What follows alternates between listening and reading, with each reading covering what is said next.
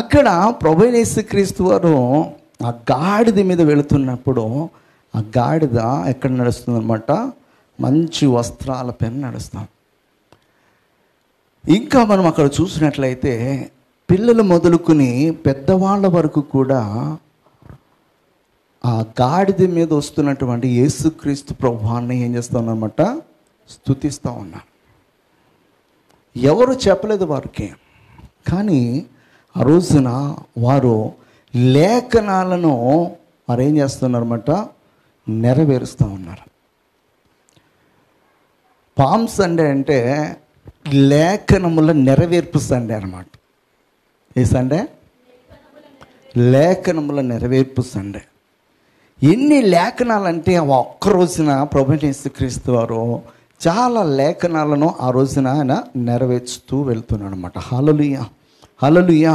మొట్టమొదటిగా మనం చూసినట్లయితే ఆయన గాడిద మీద ఏం చేస్తున్నాడు అనమాట, వస్తున్నాడు. గాడిద దేనికి సూచనగా కనిపిస్తుందంటే, ఏదైనా ఒక రాజు ఒక రాజ్యం మీదకి, ఒక రాజు యొద్దకు, ఒక గ్రూప్ ఆఫ్ పీపుల్ యొద్దకు వెళుతున్నప్పుడు ఆ రాజు గనక గాడిద మీద వస్తున్నాడంటే దానికి సింబాలిజం ఏంటంటే పీస్కి సాదృశ్యం అన్నమాట. దేనికి?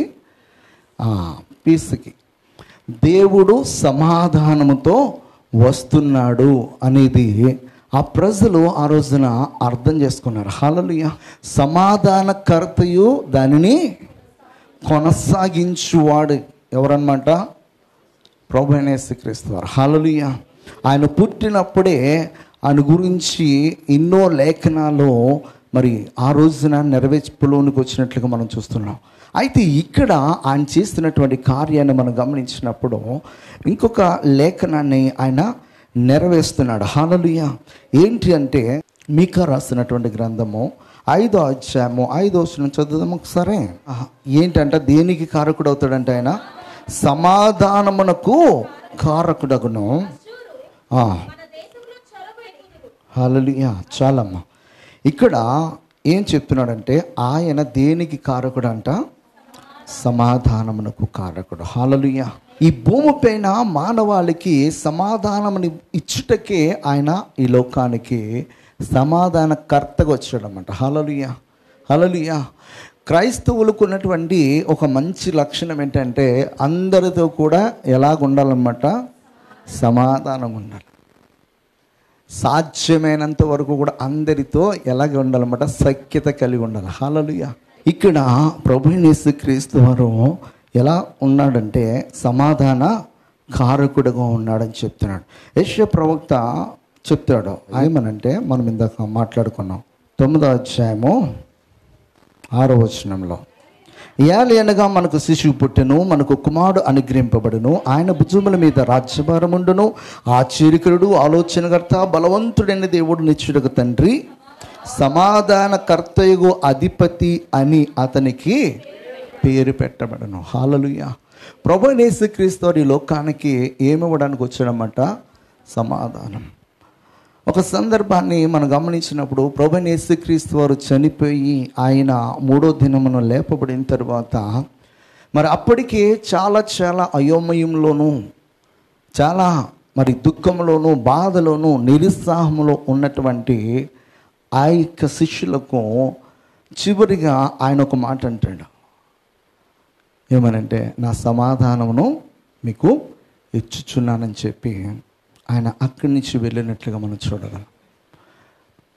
నలిగిపోతున్నటువంటి వాడిని, వేదన పడుతున్నటువంటి వాడిని, దుఃఖములో ఉన్నవాడిని, ప్రతి ఒక్కరిని కూడా ఆయన సమాధాన పరచుటకే ఈ లోకానికి వచ్చాడు. మొట్టమొదటిగా మనం తెలుసుకోవాలి దేనికి వచ్చాడైనా, సమాధాన పరచడానికి.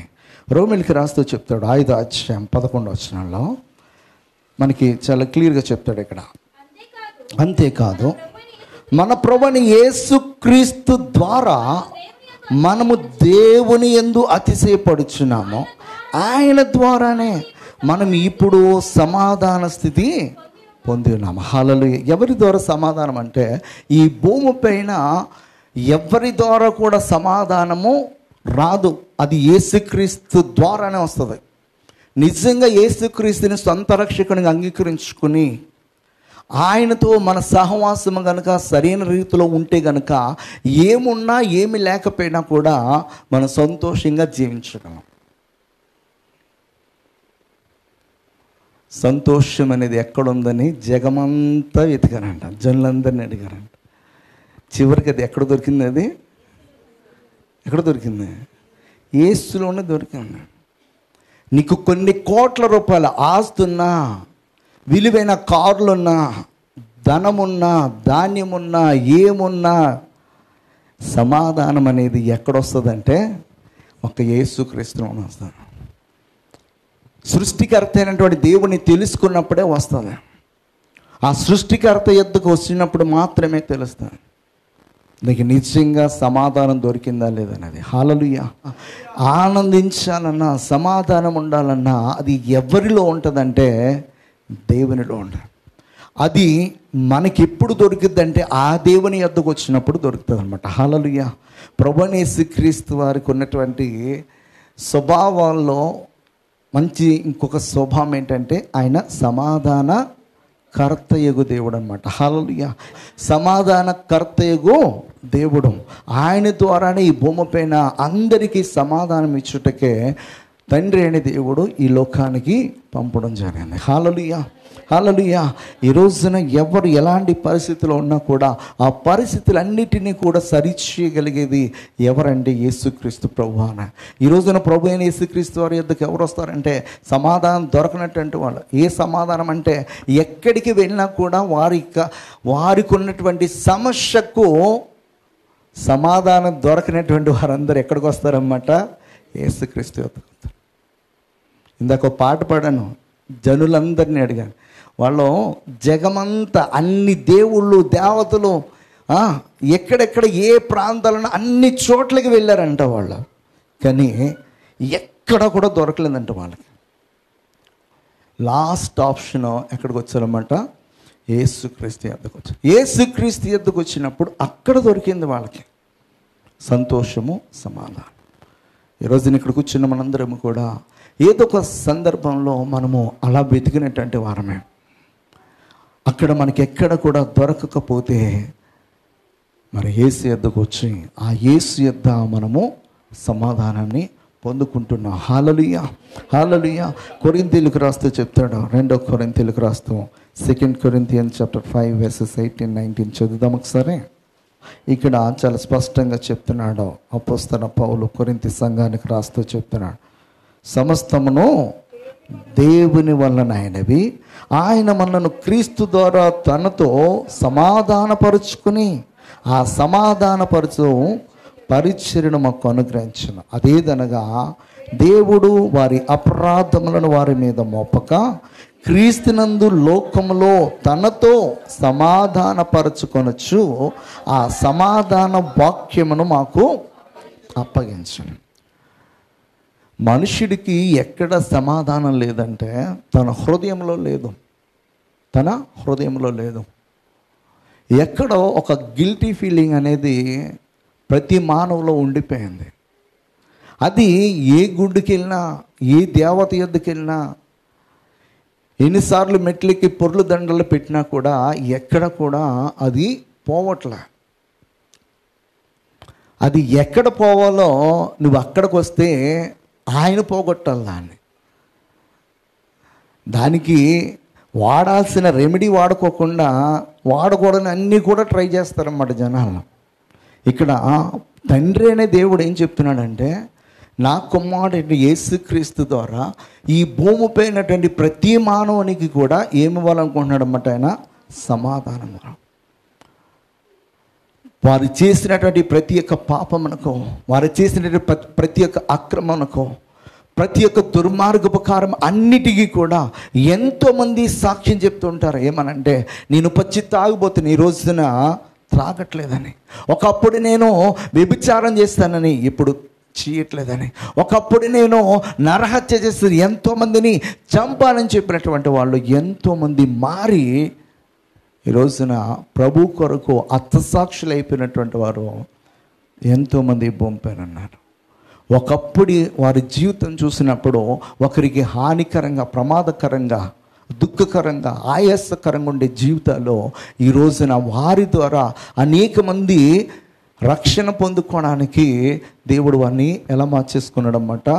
క్రీస్తు వారు ఎలాగైతే మన పాపముల కొరకు ఆయన అవమానమును, శిక్షను అన్నిటినీ భరించడానికి తను తాను ఎలాగైతే సమర్పించేసుకున్నాడో అట్టి విధంగా మారే విధంగా దేవుడు చాలామంది జీవితాలను మార్చి ఈరోజు వరకు కూడా ఇన్ని కోట్ల మందికి దేవుడు తనకు సువార్తను అందిస్తూ ఉన్నాడు. ఈరోజు వరకు సువార్త అందుతుందంటే అలాంటి వారు ఎంతోమంది ప్రభు కొరకు నిలబడుతూ ఉన్నారు కనుకనే. హల్లెలూయా, హల్లెలూయా. ఇక సమయంలో నీ మరి స్థితి ఏదైనా కూడా దేవుని యొద్దకు వచ్చినప్పుడు ఆయన మార్చగలిగినటువంటి వాడు. నీ ఉద్దేశాలు మార్చగలిగినటువంటి వాడు, నీ ఆలోచన మార్చగలిగినటువంటి వాడు, నీ పరిస్థితులన్నిటిని కూడా సరిచేసి నీకు సమాధానమును ఇచ్చే దేవుడు అన్నమాట. హల్లెలూయా. ఆయన ఈ లోకానికి ఎందుకు వస్తున్నాడంటే ఆయన అక్కడ చూపిస్తున్నాడు అన్నమాట. నేను యుద్ధం చేయడానికి రావట్లే, దావీదులాగా నేను యుద్ధాలు చేసి మీకు నెమ్మదినివ్వడానికి రావట్లే. నేను ఎలాంటి నెమ్మది ఇవ్వడానికి వస్తున్నాడంటే మీ ఆత్మీయ స్థితిలో నెమ్మదినివ్వడానికి వస్తున్నాడు. నువ్వు ఆత్మికంగా దేని చేత ఓడిపోతున్నావో, దేన్ని గెలవలేకపోతున్నావో, ఏక దురాత్మలను నువ్వు జయించలేకపోతున్నావో, నీ మరి కోరికలను వేటినైతే నీవు జయించలేకపోతున్నావో, నువ్వు ఆత్మీయ స్థితిలో ఎక్కడైతే పడిపోతున్నావో ఆయా వాటి అన్నిటిలో కూడా జయాన్నివ్వడానికి దేవాతి దేవుడు ఈ లోకానికి ఎవరిని పంపించారన్నమాట? ప్రభువైన యేసుక్రీస్తు అని. హల్లెలూయా, హల్లెలూయా. వారందరూ ఎక్స్పెక్ట్ చేసింది ఒకటి, క్రీస్తు వారు చేసేది ఒకటి.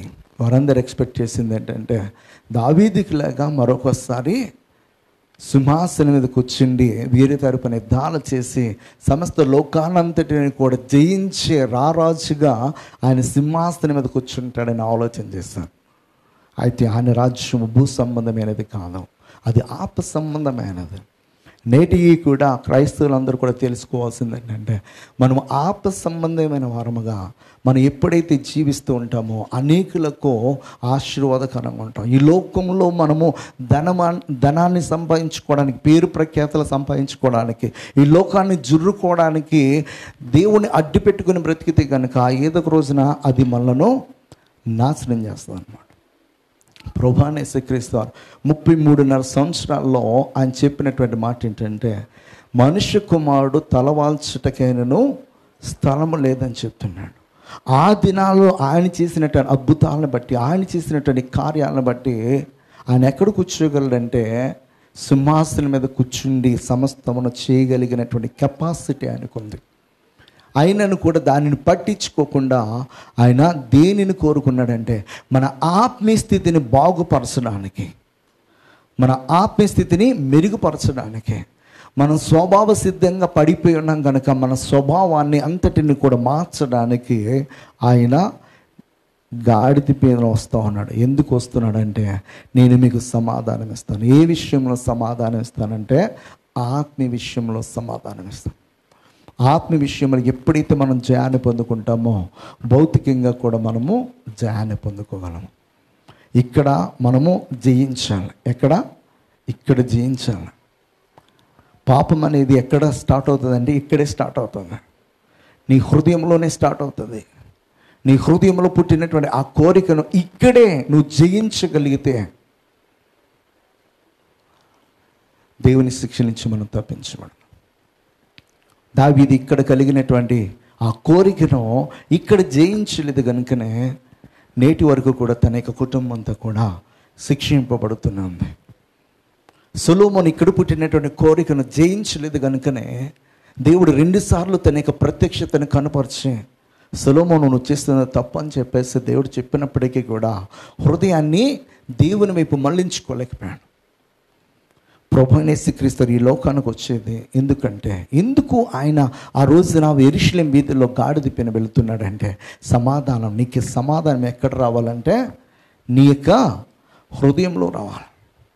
ఆ హృదయంలో సమాధానం ఇచ్చుటకే ఆయన ఈ లోకానికి వచ్చాడు. హల్లెలూయా, హల్లెలూయా. కొలస్సీలకు రాసిన పత్రిక 1వ అధ్యాయము 20వ వచనం చదువుదాం ఒకసారి.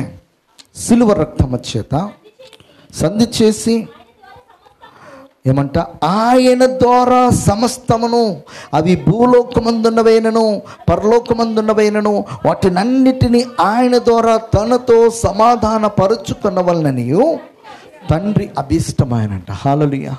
ఈ భూమిపై ఉన్నటువంటి పరలోకం ఉన్నటువంటి ప్రతి ఒక్క వస్తువులన్నిటినీ, ప్రతి మానవుని కూడా తన యొక్క రక్తం ద్వారా ఏం చేయాలనుకుంటున్నాడన్నమాట, ఆయన శుద్ధి చేసి సమాధానపరచుకోవాలని చెప్పేసి తండ్రి యొక్క ఇష్టం అన్నమాట. ఈ భూమిపైన ఇజ్రాయేలులకు ఒక కట్టడి పెట్టాడు.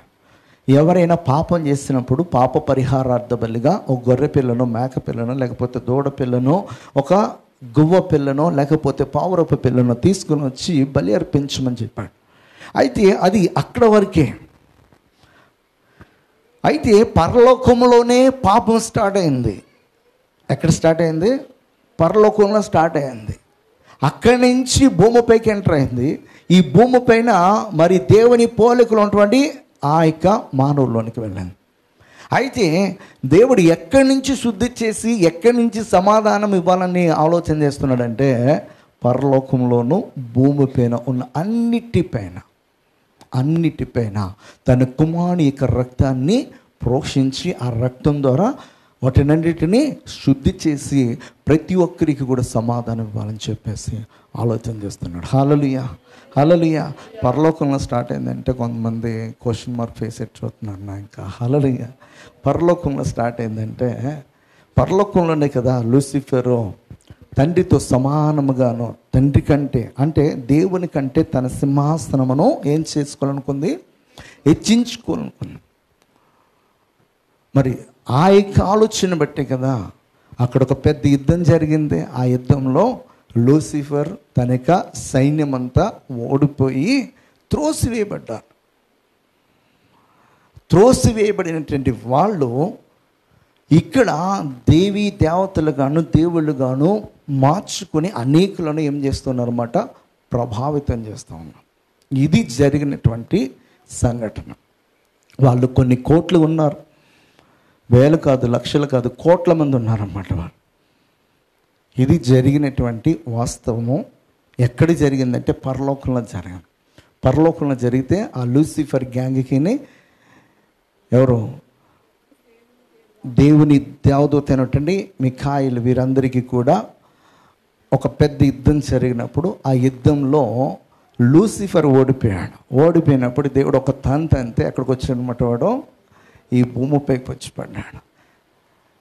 ఆ భూమిపైకి వచ్చి ఎలా దేవుని యొక్క సృష్టిని నాశనం చేసి దేవుని యొక్క రాజ్యములన్నిటిపైన నేను అధికారిగా అవ్వాలని చెప్పేసి ఆనాటి నుంచి ప్రయత్నం చేస్తూ వాడు చాలా విషయాల్లో సక్సెస్ అయ్యాడనమాట. ఆ సక్సెస్ అయినటువంటి వాడిని దేవుడు ఈ లోకానికి వచ్చి వాడి తలను సితుక్కొట్టి వాడి పోలికలోకి వెళ్ళిపోయినటువంటి మానవులందరినీ కూడా మరలా తిరిగి తన పోలికలోనికి తెచ్చుకోవడానికి తన పరిశుద్ధమైనటువంటి నిష్కలంకమైన రక్తమును ఆయన ఏం చేశాడనమాట, చిందించాడనమాట. హల్లెలూయా, హల్లెలూయా. కనుక అలాగ దేవుడు అక్కడ ఆరంభమైనటువంటి ఆ యొక్క పాపమును అక్కడి నుంచి ఇక్కడ వరకు కూడా శుద్ధి చేయడానికి అక్కడి నుంచి ఇక్కడికి వచ్చాడనమాట ఆయన. ఎక్కడి నుంచి? పరముని వీడి ఈ భూమిపైకి వచ్చాడు ఆయన. హల్లెలూయా, హల్లెలూయా. ఆ యొక్క రక్తాన్ని చిందించడం ద్వారా మరి అక్కడ ఉన్నటువంటి ఆ నూతన ఇరుషులు ఉన్నటువంటి ఆ యొక్క దేవుని సేవోపకరణములను, ఇక్కడున్నటువంటి ఆయన సేవోపకరణములుగా పిలువబడుతున్నటువంటి మనలను అన్నిటినీ కూడా ఏకకాలంలో ఆయన ఏం చేశాడనమాట, శుద్ధి చేశాడనమాట. హల్లెలూయా, హల్లెలూయా. యేసుక్రీస్తు యొక్క రక్తము నిజముగా నా పాపములను పరిహరించును అని నువ్వు విశ్వసించినప్పుడు నీ హృదయంలో ఒక నెమ్మది అనేది దేవుడు ఇస్తాడనమాట. ఆ నెమ్మది ఎక్కడ రాదో, యేసుక్రీస్తుని సొంత రక్షకునిగా అంగీకరించినప్పుడు మాత్రమే వస్తాను. నిజంగా యేసు నా పాపములను పరిహరించాడు. హల్లెలూయా. మరి ఆయన గాడిద పైన ఎందుకు వస్తున్నాడంటే, దేనికి వస్తున్నాడు అన్నమాట, ఆయన సమాధానమును మనకిచ్చుటకే వస్తున్నాడు. హల్లెలూయా. అక్కడ మనం ఇంకోటి ఏంటనమాట, ప్రవచనంలో ఒక భాగం అది. హల్లెలూయా. ఇంకొక భాగాన్ని మనం చూద్దాం. జకరియా రాసినటువంటి గ్రంథము 9వ అధ్యాయము 9వ వచనము. సియోని నివాసులారా బహుగా సంతోషించుడే, యెరూషలేము నివాసులారా ఉల్లాసముగా ఉండుడి. ఏమంట? నీ రాజు నీతిపరుడును రక్షణ గలవాడును దీనుడునై గాడిదను గాడిద పిల్లనెక్కి నీ ఎద్దుకు వచ్చుచున్నాడు. హల్లెలూయా. ప్రభువైన యేసుక్రీస్తు వారి యొక్క జీవితం అంతా కూడా మనం గమనించినట్లయితే కొన్ని ప్రవచనాలు అవి వందల సంఖ్యలో ఉంటాయన్నమాట. ఆయన తన పుట్టుక మొదలుకొని తను మరణించి తిరిగి లేచి ఆరోహణ అయ్యేంత వరకు కూడా కొన్ని వందల ప్రవచనాలను ఆయన నెరవేర్చాడు. ఈ భూమి పైన దేవుడుగా దేవతలుగా పిలువబడిన వారందరికీ కూడా వారు పుట్టిన తర్వాత నీ దేవుడిని వాళ్ళు డిక్లేర్ చేసుకున్నారేమో, దేవతనని వాళ్ళు డిక్లేర్ చేసుకున్నారేమో. యేసుక్రీస్తు వారు తన్ను గురించి ఒక మెసెంజరే ముందు వచ్చి చెప్తున్నాడు. ఆ మెసెంజర్ ఎవరన్నమాట? బాప్తిస్మమిచ్చు యోహాను. యేసుక్రీస్తు వారు చేస్తున్నటువంటి ప్రతి కార్యము కూడా అక్కడ ఉన్నటువంటి అనేకులు గుర్తిస్తూ ఉన్నారు. ఈయన మెస్సీ కాడా అని చెప్పేసి ఎవరన్నారో ఒక వ్యభిచారి అంటుంది. యాకోబు బావి యొద్ద 12 గంటలకు ఆమె నీళ్లు తెచ్చుకోవడానికి వెళ్తే ఆ సమయంలో ప్రభువైన యేసుక్రీస్తు వారు అక్కడ ఆమె కోసం ఎదురు చూస్తూ ఉన్నాడు. ఆయన ఆమె కోసం ఎదురు చూస్తున్నాడు. ఎందుకంటే ఆమె భౌతికమైన దాహాన్ని తీర్చుకోవడానికి వచ్చింది, కానీ ఆమె యొక్క ఆత్మీయ దాహాన్ని తీర్చడానికి జీవజలపు ఊటలను ఆ నీటిని ఇవ్వడానికి ఆయన ఆ మిట్ట మధ్యాహ్నం 12 గంటలకు ఆమె కోసమే ఆ బావి యొద్ద కూర్చున్నాడు. ఆయన ఆమె చేసినవన్నీ ఆమెతో ఎప్పుడైతే ప్రభువైన యేసుక్రీస్తు వారు మాట్లాడారో ఆమె ఆ సమరయ పట్టణంలోకి వెళ్ళి ఏం చెప్తుందంటే, నేను చేసినవన్నీ నాతో చెప్పినవాడు మెస్సయ్య కాడా. అంటే ప్రభువైన యేసుక్రీస్తు వారి యొక్క జీవితాన్ని మనం చూసినట్లయితే ఆయన భూత వర్తమాన కాలంలో భవిష్యత్ కాలంలో ఉన్నవాడు. ఆయన నిన్నాడో ఈరోజు ఉన్నాడో రేపు ఉన్నాడు. హల్లెలూయా, హల్లెలూయా. అందుకే ఇంకొక మాట చెప్తాడు, ఆయన నిన్న నేడు నిరంతరము ఏకరీతుకున్నటువంటి దేవుడు. హల్లెలూయా, హల్లెలూయా. మన తాత ముత్తాతల భవిష్యత్తును కూడా చూసినటువంటి వాడు, మన భవిష్యత్తును చూసినటువంటి వాడు, మన వర్తమానాన్ని చూసినటువంటి వాడు. హల్లెలూయా, హల్లెలూయా. భక్తులైన వారికి మాత్రమే తెలుస్తుంది. దావీదు భక్తుడు అందుకంటాడు, నా తల్లి గర్భములో నేను పిండమనే ఉండగానే నీ కన్నులు నన్ను చూసెను. ఇంకా నా యొక్క జీవిత దినములు ఎన్నో నాకు తెలియనప్పుడే నా జీవిత దినములన్నిటినీ కూడా నువ్వు లెక్కించున్నావు అంటాడు. ఇంకొక మాట చెప్తాడు, ఏమనంటే నా వెంట్రుకల సైతం కూడా నువ్వు లెక్కించున్నావు అని చెప్తున్నాడు. హల్లెలూయా, హల్లెలూయా. దేవునికి సమస్తమును కూడా తెలుసు. ఈ రోజున మనం ఏ స్థితిలో ఉన్నామంటే రేపటి దినాన్ని ఏ స్థితిలోకి మారబోతున్నామో ఆయనకి తెలుసు. ఆయన అన్నిటినీ కూడా చూసినటువంటి వాడు. చూచాడు కనుక నేను జరగబోయే సంగతులు కొన్నిసార్లు మనకి ఏం చేస్తాడనమాట, ఆయన మనకు చూపిస్తాడు. ఆయన నేను ఇక్కడ ఈ స్థితిలో ఉన్నానంటే ఈ స్థితిలోనికి రావడానికి ముందుగానే దేవుడు నాకు ఎన్నో సంగతులను ఆయన నాకు దర్శనముల ద్వారా చూపించాడు. నేను సేవకుల మధ్య పరిచయం చేస్తున్నట్టుగా దేవుడు చూపించాడు నాకు. నేను అప్పటికి సాఫ్ట్వేర్ ఇంజనీర్గానే ఉన్నాను. నేను ఇంకా సేవకు రావాలని ఆలోచన కానీ ఏ తలంపు లేదు. కానీ సేవకుల మధ్య ఆ సేవకులందరూ కూడా నాకు తెలియనటువంటి భాష మాట్లాడేవాళ్ళు. ఈరోజు నేను పాస్టర్ ఫెలోషిప్కి వెళ్తున్నానంటే అక్కడ అందరూ కూడా తమిళన్స్, కన్నడ వాళ్ళు, ఇంకా కేరళ వాళ్ళు అంటారు. ఈ 3 భాషలు ఎక్కువ ఉంటాయి. తెలుగులో ప్రార్థన చేసి ఏకైక వ్యక్తి నేను ఉంటాను అక్కడ. నన్ను ఈజీగా ఐడెంటిఫై చేస్తారు వాళ్ళందరూ కూడా. ప్రేయర్ చేయమని చెప్పి నాకు అవకాశం ఇచ్చిన నేను తెలుగు అని చెప్తాను, మెసేజ్ చెప్పమని చెప్పినా కూడా నేను తెలుగులోనూ ఇంగ్లీష్లో రెండిట్లోనూ చెప్తాను. అది ఎప్పుడు చూపించాడంటే 2011లో చూపించాడు. నేను పరిచయకు వచ్చింది ఎప్పుడంటే 2014లో. హల్లెలూయా, హల్లెలూయా. 2011లోనే న్యూ జెరూసలేం మినిస్ట్రీస్తో నేను ఫౌండేషన్ వేసినట్లుగా దేవుడు చూపిస్తూ ఉన్నాడు కల్లో.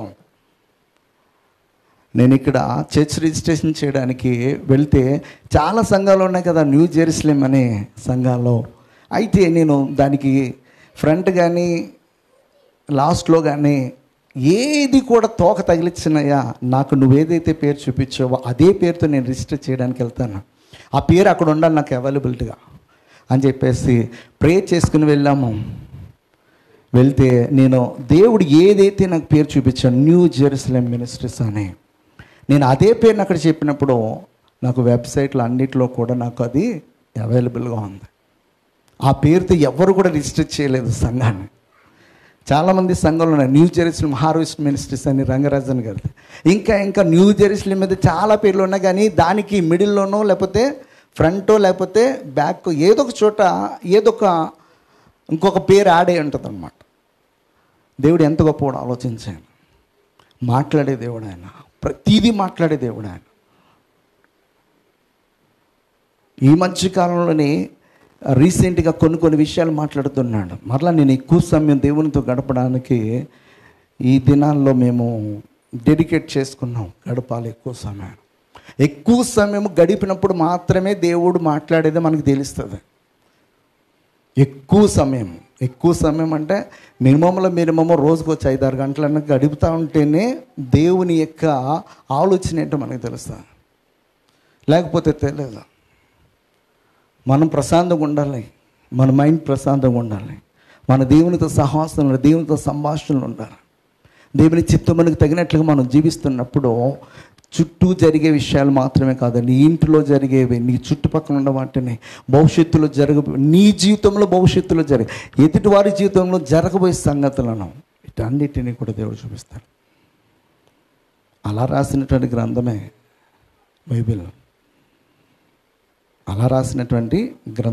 బైబిల్.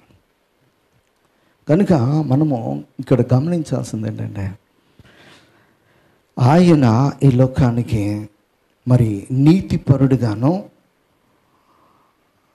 రక్షించేవాడుగాను వస్తున్నాడని చెప్పేసి ఇక్కడ ఎవరు చెప్తున్నారన్నమాట, జకర్యా 9:9 చెప్తే, సియోని నివాసులారా బహుగా సంతోషించుడి, యెరూషలేము నివాసులారా ఉల్లాసముగా ఉండడి, నీ రాజు నీతిపరుడును రక్షణ గలవాడునే దీనుడినే గాడిద పైన ఎక్కి వస్తున్నాడు. ఇక్కడ మనం గుర్తించుకోవాల్సిన బహుగా సంతోషించుడి అనే మాట గుర్తుపెట్టుకోనండి.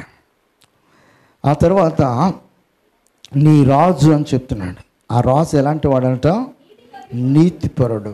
ఇంకొకటి ఏంటనమాట, రక్షణ కలిగిన వాడు, ఆ దీనుడనే వస్తున్నాడు. ఇక్కడ చెప్పబడిన ప్రతి వచనాన్ని కూడా ప్రభువైన యేసుక్రీస్తు వారు తన జీవితంలో నెరవేర్చాడు అన్నమాట. ప్రతి వచనాన్ని నెరవేర్చాడు.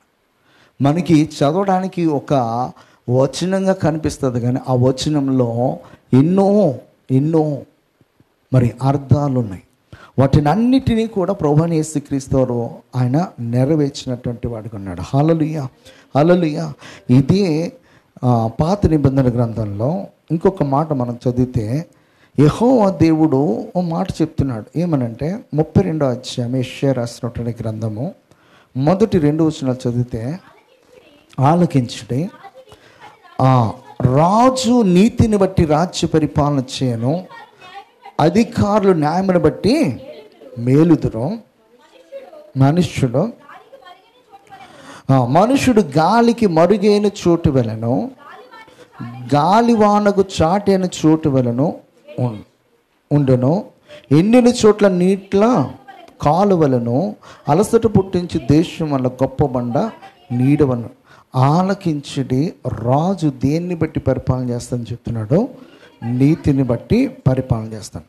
అయితే ఇక్కడ ప్రభువైన యెహోవా ఇంకొక మాట చెప్తాడు. 45వ అధ్యాయం 21వ వచనం చదువుదాం. పూర్వకాలం మొదలుకొని ఆ కార్యములు తెలియజేసిన వాడెవడో, చాలా కాలము క్రిందట దాన్ని ప్రకటించిన వాడెవడో, యెహోవానగు నేనే కదా, నేను తప్ప వేరొక దేవుడు లేడు, నేను నీతిపరుడనగు దేవుడను, రక్షించువాడను నేనే, నేను తప్ప మరి ఏ దేవుడు లేడు. ఇక్కడ ఈ మాట మీరు గుర్తుంచుకోవాలి, నేను నీతిపరుడనగు దేవుడు అని అంట. ప్రభువైన యేసుక్రీస్తు వారు గాడిద మీద వస్తున్నప్పుడు జకర్యా ఏమని చెప్తున్నాడో, నీ రాజు నీతిపరుడు, నీ రాజు రక్షించేవాడని చెప్తున్నాడు. ఇక్కడ యెహోవా దేవునికి ప్రభువైన యేసుక్రీస్తు వారికి ఉన్నటువంటి ఒకే స్వభావాన్ని మనం చూస్తే, ఆయన నీతిపరుడుగా ఉన్నాడు. ఈయన నీతిపరుడై గాడిద మీద వస్తున్నాడు. ఆయన రక్షించేవాడుగా ఉన్నాడు. ఈయన రక్షించడానికి సిద్ధపడి ఎక్కడికి వచ్చాడన్నమాట, రక్షకుడిగా ఈ భూమిపైకి వచ్చాడు. హల్లెలూయా, హల్లెలూయా. అంటే యెహోవా దేవుడు ఏదైతే చేయాలి అనుకున్నాడో అదంతా కూడా కార్యరూపకంగా క్రీస్తు వారు ఈ లోకంలో శరీరుడుగా వచ్చి సమస్తమును చేస్తున్నాడు. ఇక్కడ గమనించాల్సింది. నేను అందుకే కొన్నిసార్లు చెప్తాను, మీరు లాజిక్గా కొంచెం అర్థం చేసుకుంటే అర్థం అవుతుంది, లేకపోతే చాలా కన్ఫ్యూషన్ అవుతుంది అని చెప్తాను. హల్లెలూయా. యెషయా రాసినటువంటి గ్రంథంలో 40:3 చెప్తాను, అరణ్యములో యెహోవాకు ఏం చేయమంటున్నాడు, అక్కడ మార్గమును సరళం చేయమని. అరణ్యములో అంటాడు, ఆలకించుడి, అడవిలో ఒకడు ప్రకటించుచున్నాడు ఎట్లనగా అరణ్యములో యెహోవాకు మార్గము సిద్ధపరచుడి, ఎడారిలో మా దేవుని రాజ్య మార్గమును సరళం చేయడే. అయితే అరణ్యములో ఒకని స్వరము, ఆ ఒకడెవరు అనమాట, బాప్తీసు యోహాను. యెహోవాకు మార్గం సిద్ధపరచుడి. ఇక్కడ యెహోవా ప్లేస్లో ఎవరు వచ్చారన్నమాట, అక్కడ యేసుక్రీస్తు వారికి మార్గం సిద్ధపరిచినటువంటి వాడు ఎవరన్నమాట, బాప్తీసు యోహాను. హల్లెలూయా, హల్లెలూయా. ఇక్కడ కూడా మనం గమనించినట్లయితే నీ దేవుడైనటువంటి యెహోవా నీతిపరుడు అని చెప్తున్నాడు. ఆయన ఏం చేసేవాడంట, రక్షించేవాడని చెప్తున్నాడు. ఈయన గాడిద మీద వస్తూ ఉన్నాడు. ఆయన ఏం చెప్తున్నాడు అన్నమాట, నేను నీతిపరుడను, నేను రక్షించే దేవుడినై నేను మీ మధ్యకు వస్తున్నానని చెప్తున్నాడు. హల్లెలూయా, హల్లెలూయా. ఇర్మియా రాసినటువంటి గ్రంథము 23:5 యెహోవా ఇలాగో ఆజ్ఞాపించున్నాడు, ఏమంట, రాబోవు దినములలో నేను దావీదునకు నీతి చిగురును పుట్టించేదను, అతడు రాజై పరిపాలన చేయను, అతడి వివేకముగా నడుచుకొనుచు కార్యం జరిగించును, భూమి మీద నీతి న్యాయములను జరిగించును. చాలమ్మా. రాబోవు దినములలోని దావీదునకు ఏ చిగురు అంటది, నీతి చిగురు. ఆయన నీతిమంతుడై ఉండి సిలువలో బలి అయ్యాడు అన్నమాట. పిలాతు కూడా ఏమన్నాడంటే, ఇలాంటి నీతిమంతుని సిలువేయడానికి నాకు మనసు రావట్లేదు, ఎందుకంటే ఆయన సిలువేయదగినటువంటి పాపము అతనిలో నాకు ఎక్కడ కూడా కనపడలే. మీరు సిలువేయమంటున్నారు కానీ నేనైతే సిలువేను, ఎందుకంటే అలాంటి నీతిమంతుని యొక్క రక్తమును నేను ఒలికిస్తే గనుక ఆ శాపము నా మీద, నా కుటుంబం మీద ఉంటుందని చెప్పేసి పిలాతు ఏం చేస్తున్నాడంటే తన చేతులు కడిగేసుకున్నాడు. కానీ యూదులు ఏం చేస్తున్నారంటే ఆ పాపము, ఆ రక్తము మా మీద, మా పిల్లల మీద ఉండునుగాక అని చెప్పేసి వాళ్ళు ఆ రోజున దేవుణ్ణి అప్పగించడానికి వారు పలికినటువంటి మాట ఈరోజు వరకు కూడా యూదులు ఇప్పటి వరకు కూడా రక్తాన్ని చిందించే వరకు ఉన్నారు. ఏ దేశానికైనా ఎప్పుడైనా సమాధానం ఉంటుందేమో కానీ ఇశ్రాయేలు దేశానికి సమాధానం ఉండదు. ఇశ్రాయేలు దేశంలో యుద్ధము జరగకోకుండా ఉండదు. ప్రతి నిత్యము కూడా వాళ్ళలో ఉన్నటువంటి ప్రతి ఒక్కరు కూడా మెలకు కలిగి ఎప్పుడు ఏ శత్రువు దాడి చేస్తాడో అని చెప్పేసి మెలకు కలిగి ఉండాలి. ఇక్కడ మనందరం కూడా చాలా రిలాక్స్డ్గా కూర్చున్నాం. ఇజ్రాయెల్ దేశంలో రిలాక్స్డ్గా యంగ్స్టర్స్ ఎవరు కూర్చున్నారు? 15 సంవత్సరాలు దాటిన తర్వాత వాళ్ళు దేనికి వెళ్ళాలన్నమాట, ఆర్మీలో పనిచేయాలి. వాళ్ళ స్ట్రెంగ్త్ 80 lakhs అయితే 80 lakhs కూడా ఆర్మీయే. అమ్మమ్మ కూడా ఏం పట్టుకుంటుందన్నమాట, వాళ్ళు యుద్ధానికి వెళ్ళేటప్పుడు కూడా చంటి పిల్లల్ని కొన్నిసార్లు సంకనేసుకుని వెళ్ళిపోతారు. వాళ్ళ పరిస్థితి అదే. మన ఇంట్లో కానీ మన యొక్క తాత ముత్తాతలు కానీ చాలా చాలా చాలా తక్కువ మంది ఆర్మీలో పనిచేసిన వాళ్ళు ఉంటారు. ఇజ్రాయెల్ దేశం బాగుండటానికి గల కారణం ఏంటో తెలుసా? నాకు అని ఆలోచించారంటారు. మనకి దేనికి? మనకి. ఏం చేసినా కూడా మన దేశానికి మేలుకరమా కాదా? ఇవన్నీ ఎందుకు చెప్తున్నానంటే, మన కోసం మనం బ్రతకడంలో గొప్పతనం కాదు, మన వల్ల ఎంతమందికి మేలు జరగబోతుంది, ఎంతమందికి ఆశీర్వాదకరంగా ఉండబోతుంది. యేసు ఈ లోకానికి వచ్చింది ఆయన కొరకు రాలే. ఎవరి కొరకు వచ్చాడు? మనకు లాస్ట్ వీక్ మనం చదువుకున్నాం. యుక్త కాలమున యేసుక్రీస్తు వారంట భక్తిహీనుల కొరకు చనిపోవడానికి ఆయన వచ్చాడు ఈ లోకానికి. పాపులు వింటుండే మన కొరకు చనిపోవడానికి, అనీతిమంతులు ఉంటుండే మన కొరకు, దేవుని ఎడల భయం లేకుండా భక్తి లేకుండా తిరుగుతున్నట్టు మన కొరకు ఆయన చనిపోయి ఆయన విలువైన రక్తం ద్వారా మనకేం చేస్తాడనమాట? విడుదల ఇచ్చి మనకు ఆయన పోలికను, ఆయన స్వభావాన్ని తిరిగి ఇవ్వడానికే ఆయన ఈ భూమిపైకి వచ్చాడు. హల్లెలూయా, హల్లెలూయా. ఆ నీతిమంతుడంటే ఆ రాజుని మనం వెంబడిస్తున్నప్పుడు మనం కూడా అలాగే నీతిమంతులుగానే జీవించడానికి ప్రయత్నించాలి.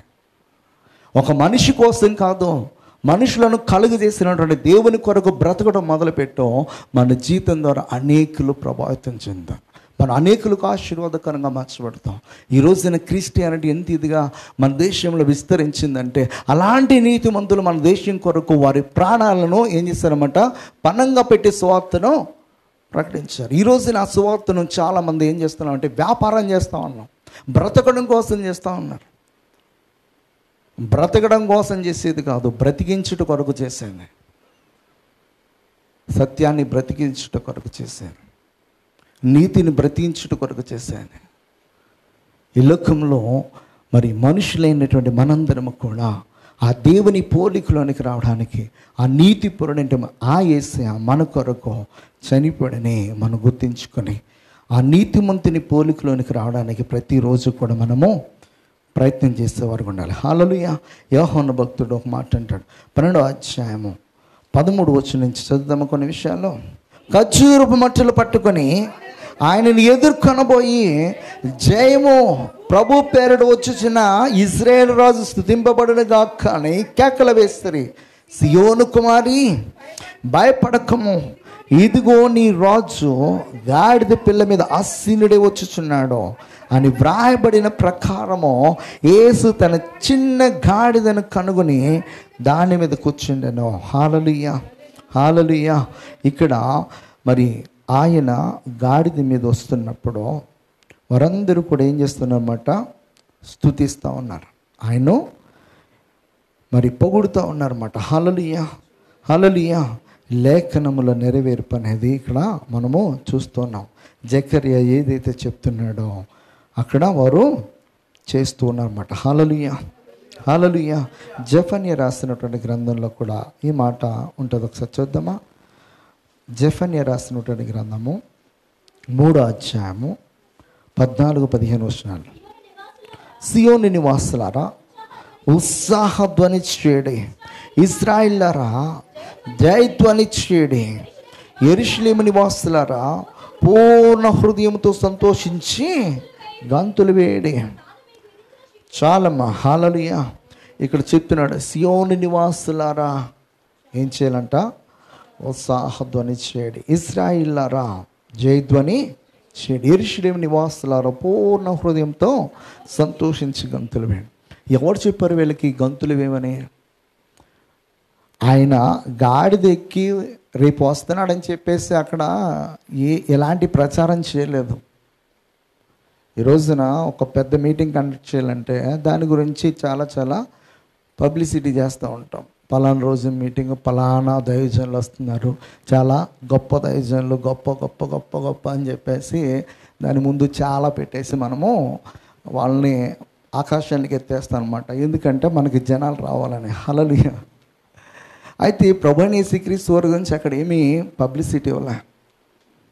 అయితే ఆయన గాడిద మీద ఎక్కి రావుగానే అనేకులకు అర్థమవుతుంది, మనము ఎదురు చూస్తున్నటువంటి మెస్సయ్య ఇతడేనేమో, జకర్యా పుస్తకంలో చెప్పినటువంటి మెస్సయ్య ఇతడేనేమో, జెఫన్యా గ్రంథములో చెప్పినటువంటి ఆ సమయము ఆసన్నమైనదేమో, యెషయా గ్రంథంలో చెప్పినటువంటి ఆ నీతిపరుడు, ఆ రక్షించువాడైనటువంటి మరి యెహోవా పేరిట వస్తున్నటువంటి రాజు ఇతడేనేమో అని చెప్పేసి వారిలో అనేకులకు కలగగానే వాళ్ళందరూ కూడా ఏమంటున్నారంటే యూదుల రాజుకి ఏమంటున్నారన్నమాట, జయమని చెప్తున్నారు. దావీదు కుమారునికి జయమని చెప్తున్నారు. జయమని చెప్పడం మాత్రమే కాదు కానీ వెంటనే అక్కడ ఉన్న చెట్ల కొమ్మలను తీసుకొని ఏం చేస్తూ ఉన్నారన్నమాట, వాటిని ఊపుతూ ఉన్నారన్నమాట. హల్లెలూయా, హల్లెలూయా. 4లు 6లు కొట్టినప్పుడు ఏ గర్ల్స్ వాళ్ళు చీర్ గర్ల్స్ ఊపుతారు కదా, వాళ్ళ సంతోషంతో. హల్లెలూయా, హల్లెలూయా. ఇక్కడ సంతోషం అంతకంటే ఎక్కువ సంతోషం అన్నమాట. ఎవరికి? అక్కడ యేసుక్రీస్తుని నీతిమంతుడుగా, నీతిపరుడుగా, రాజుగా, మెస్సయ్యగా, రాబోతున్నటువంటి యూదులకు రాజు అయినటువంటి ఆయనను కనుగొన్నటువంటి ప్రతి ఒక్కరు కూడా సంతోషాన్ని చాలా విధాలుగా ఏం చేస్తానన్నమాట, వ్యక్తపరుస్తారు. చెట్ల కొమ్మలు తీసుకొచ్చారు, ఖర్జూరపు మంటలు తీసుకొచ్చారు, ఇంకా రకరకాల వాటిని తీసుకొచ్చారు.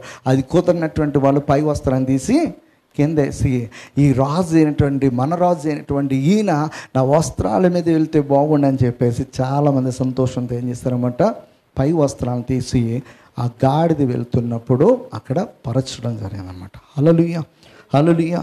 ఇక్కడ మనం చూసినట్లయితే జకరియా చెప్పాడు, మరి యెషయా గ్రంథం చెప్తుంది, అలాగే జెఫన్యా చెప్తున్నాడు, ఇర్మియా చెప్తున్నాడు. వీళ్ళందరూ కూడా చెప్పినటువంటి ప్రతి ప్రవచనాన్ని ఎవరు నెరవేరుస్తున్నారన్నమాట, ప్రభువైన యేసుక్రీస్తు అని నెరవేరుస్తున్నారు. హల్లెలూయా. ఇర్మియా గ్రంథము 30వ అధ్యాయము 9వ వచనం కూడా చదువుదాం. ఇప్పుడు వారు తమ దేవుడిని యెహోవానగు నేను వారి మీద రాజుగా నియమించు దావీదును సేవించుదురు. హల్లెలూయా, హల్లెలూయా. వారు తమ దేవుడైన యెహోవా నాకు నేను వారి మీద రాజుగా నియమించు దావీదును సేవించదురని చెప్తున్నాడు. ఆ దావీదు ఎవరన్నమాట, ఆ దావీదు ఎవరు? ప్రభువైన యేసుక్రీస్తు వారు. హల్లెలూయా, హల్లెలూయా. దావీదు చిగురన్న, దావీదు నీతి చిగురన్న, యెషయా మొద్దు నుంచి పుట్టిన అంకురమన్నా, దావీదు కుమారుడన్న, దావీదన్న, ఇవన్నీ కూడా ప్రభువైన యేసుక్రీస్తు వారిని సూచించేవిగా అనేకమైనటువంటి ప్రవచనాల నెరవేర్పుగా ఆయన వస్తున్నాడు. రెండవదిగా మనం గమనించినట్లయితే ఇక్కడ ఏంటన్నమాట, ప్రవచనముల నెరవేర్పుగా ఆయన వస్తున్నాడు. హల్లెలూయా. మూడవదిగా మనం చూసినట్లయితే మరి ఈ లోకంలో మానవుడు దేన్నైతే జయించలేకపోయాడో దాని అంతటిని కూడా జయించినటువంటి వానిగా ఆయన వస్తున్నాడు. హల్లెలూయా. లూకాసు సువార్త 19వ అధ్యాయము 37-38. ప్రభు పేరట వచ్చు రాజు స్తుతింపబడును గాక, పరలోకమందు సమాధానమును సర్వోన్నతమైన స్థలములలో మహిమయు ఉండునుగాక అని తాము చూచిన అద్భుతముల అన్నిటిని గూర్చి మహాశబ్దముతో దేవునికి స్తోత్రము చేసాగి. ఈ మాట మనం గుర్తుంచుకోవాలి. ప్రభు పేరట వస్తున్నాడంటే, ఎవరి పేరట? ప్రభు పేరట వస్తున్నాడు. ఆ ప్రభు ఎవరన్నమాట? యెహోవా. యెహోవా పేరట వస్తున్నటువంటి యేసుక్రీస్తు ప్రభు అన్నమాట ఇక్కడ. హల్లెలూయా, హల్లెలూయా. ప్రభు పేరట వచ్చు రాజు స్తుతింపబడునుగాక, పరలోకమందును సమాధానమును సర్వోన్నతమైన స్థలములలో మహిమయు ఉండునుగాక. ఆయన పుట్టినప్పుడు దేవదూతలు ఆకాశం నుంచి భూమిపైకి వచ్చి ఏమని పాడుతున్నారు పాట అక్కడ? సర్వోన్నతమైన స్థలములలో దేవునికి మహిమయు, ఆయనకి ఇష్టలైన వారికి భూమి మీద ఏం కలగాలంట? సమాధానం. హల్లెలూయా, హల్లెలూయా. పరలోకము నుంచి వచ్చిన దేవదూతలు ఆయన బాలుడిగా అక్కడ పుట్టినప్పుడు వెంటనే వచ్చి ఏమని పాడుతున్నారంటే అదే పాట. హల్లెలూయా, హల్లెలూయా.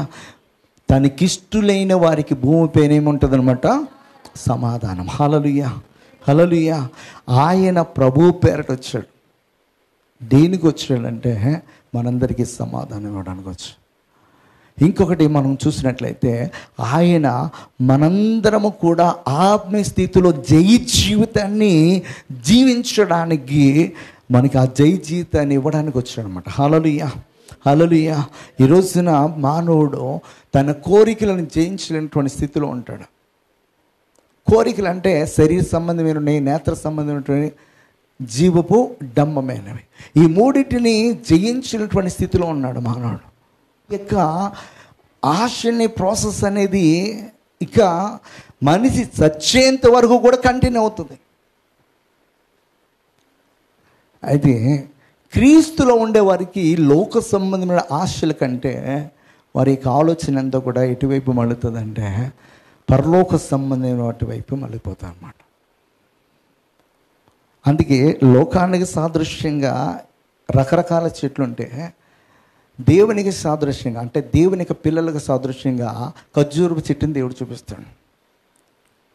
ఆ ఖర్జూరపు చెట్టు దాని వేళ్ళు కూడా ఆ మొదల దగ్గరే ఉంటాయి. అది 1 కిలోమీటర్ లేకపోతే అర్ధ కిలోమీటర్ లేకపోతే ఒక 400-500 మీటర్స్ వరకు ఆ యొక్క వేళ్లను తన్ని ఆ భూమిపైన విస్తరించాలని చెప్పేసి ఆలోచించేది. అది చుట్టూనే ఉంటాయి. మనం కరెక్ట్గా గొడ్డలు పెట్టి లైట్గా నరికేసి ఒక తంతు అంతే పడిపోతాం అన్నమాట.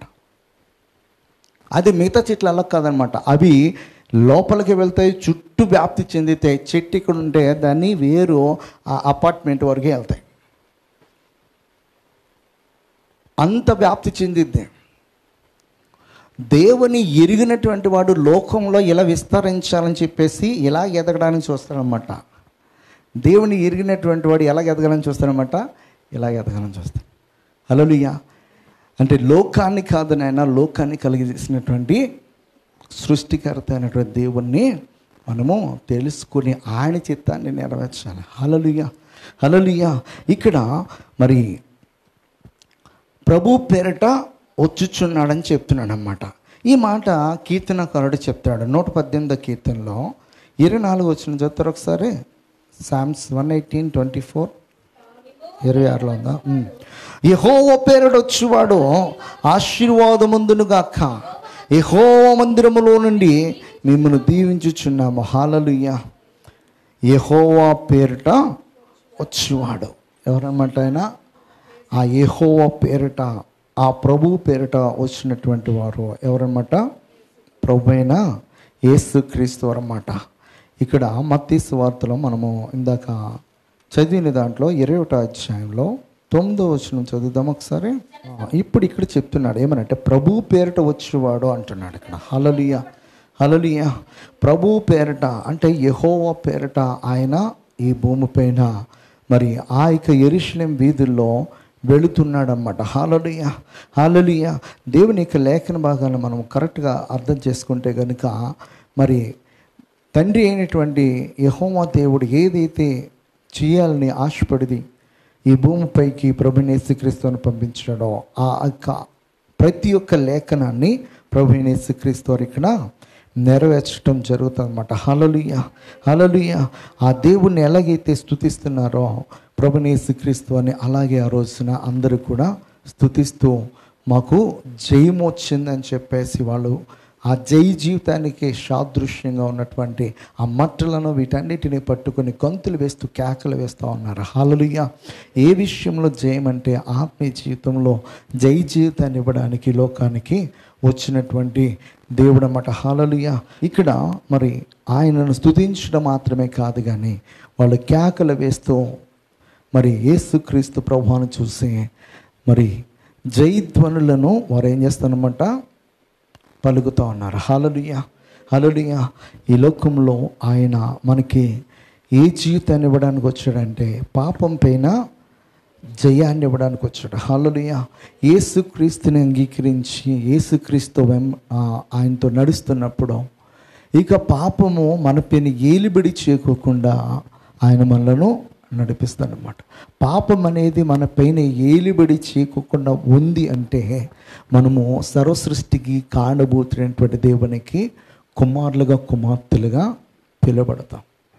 ఆ పాపం అనేది మన పైన ఏలిబడి చేస్తున్నంత వరకు కూడా మనం భ్రమలో బ్రతికే వరంగా ఉంటాం కానీ యేసుక్రీస్తుకి నిజమైనటువంటి కుమారులుగా కుమార్తెలుగా పిలువబడం.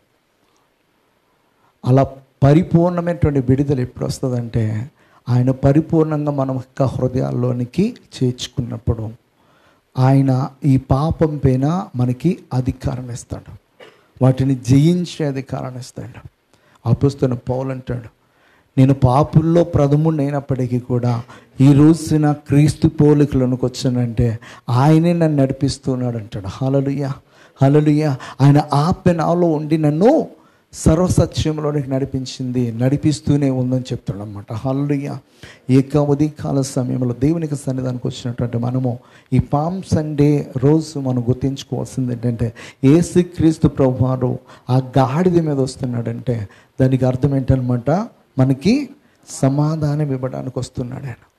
ఆయన వస్తున్నప్పుడు అనేకులు ఆయన స్తుతించారంటే, ఆయన ప్రభువుగా స్వీకరించారంటే ఆ రోజున అనేకమైన ప్రవచనాల్లో ఆయన నెరవేరుస్తున్నాడు. అనేకులకు అర్థమవుతుందన్నమాట, ఈయనే మా ప్రభువు, ఈయనే మా రాజు, ఈయనే మాకు మరి జయ జీవితాన్ని ఇచ్చే రాజు అని చెప్పేసి మరి ఆ జయధ్వనులతో ఆయన ఏం చేస్తాడనమాట, స్తుతిస్తూ ఉన్నమాట. హల్లెలూయా. రెండేంటనమాట, ప్రవచనముల నెరవేర్పు. మూడేంటనమాట, మనందరికీ కూడా ఆ పాపం మీద పరిపూర్ణటువంటి జయాన్ని ఇవ్వడానికి ఆయన ఈ లోకానికి వచ్చాడు అనమాట. హల్లెలూయా, హల్లెలూయా.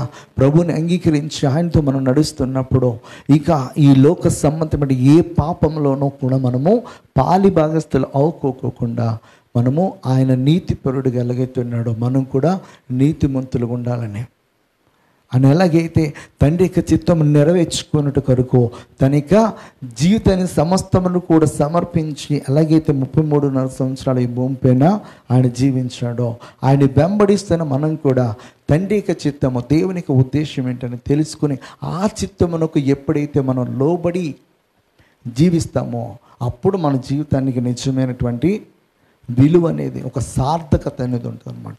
ఈ భూమి పైన మానవుడు తెలుసుకున్నటువంటి ఒక విషయం ఏంటంటే, రహస్యం ఏంటంటే, తను ఈ భూమి పైన ఎందుకు దేవుడు కలుగు చేశాడు అనే విషయాన్ని తెలుసుకోలేక చాలామంది వరిష్టం వచ్చినట్టు బ్రతికేస్తున్నారు. దేవుడు ప్రతి ఒక్కరిని కూడా ఒక ఉద్దేశంతో ఆయన కలుగు చేసుకున్నాడు. ఆ ఉద్దేశాన్ని మనం నెరవేర్చుకున్నప్పుడు అప్పుడు దేవుడు అడుగుతాడనమాట, నా చిత్తమనంతా కూడా నెరవేర్చామని. అప్పుడు మనం నెరవేర్చాము అని చెప్పగలగాలి. అపోస్తలుడైన పౌలు అంటాడు, నా పరుగంతా కూడా నేను కడముట్టి చేతని ఇంకా దేవుడిచ్చే ఆ రివార్డు కోసం, బహుమానం కోసం ఎదురు చూస్తున్నాడు. దేవుని యొక్క సంకల్పం తెలుసుకుని దానికోసం సౌలుగా ఉన్నటువంటి ఆయన పౌలుగా మారాడు. అంతకుముందు ధర్మశాస్త్రానికి బద్ధుడుగా ఉన్నటువంటి ఆయన దేవునికి బద్ధుడై బ్రతికాడు. దేవుని ఎరుగక ముందు లోకానికి బద్ధులుగా లోకాశల్లో లోక జీవితాన్ని జీవిస్తున్న మనము దేవుని ఎరిగిన తర్వాత లోకమునకు వేరై లోకాన్ని కలుగజేసినటువంటి దేవుని యొక్క చిత్తమును, దేవుని యొక్క ఆలోచనను ఎరిగి మనం ప్రవర్తించడం ద్వారా దేవుని యొక్క సంకల్పాన్ని మన జీవితంలో నెరవేర్చుకున్న వారం ఉంటాం. దేవుడు అటువంటి కృప మనకు అనుగ్రహించునుగాక. ఆమేన్. ప్రార్థన చేసుకుందాం.